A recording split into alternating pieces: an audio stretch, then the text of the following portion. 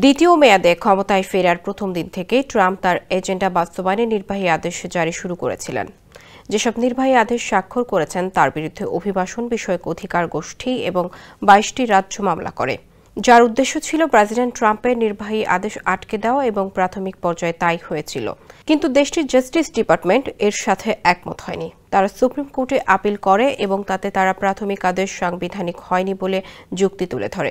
শুক্রবার আদালত ট্রাম্প প্রশাসনের সাথে একমত পোষণ করে নতুন আদেশ দিয়েছেন।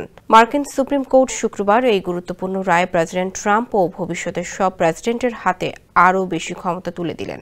এই রায় অনুযায়ী যুক্তরাষ্ট্রের নিম্ন আদালতগুলো নির্বাহী আদেশ ঠেকাতে আর আগের মতো সহজে সারা দেশে কার্যকর নিষেধাজ্ঞা দিতে পারবে না। Original product, best service and best offer. Your right choice, Transcom Digital.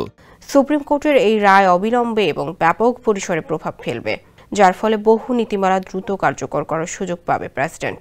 এদিন সংবাদ সম্মেলনে ট্রাম্প আদালতের আদেশের প্রশংসাও করেছেন। সুপ্রিম কোর্টের এই রায়ের ফলে অবৈধ অভিবাসী অস্থায়ী ভিসাধারীদের সন্তানদের জন্মসূত্রে নাগরিকত্ব বন্ধে যে আদেশ জারি করেছিলেন ডোনাল্ড ট্রাম্প, সেটি কার্যকর হওয়ার পথ প্রশস্ত হয়েছে। ট্রাম্প একে বিশাল জয় হিসেবে আখ্যায়িত করেছেন।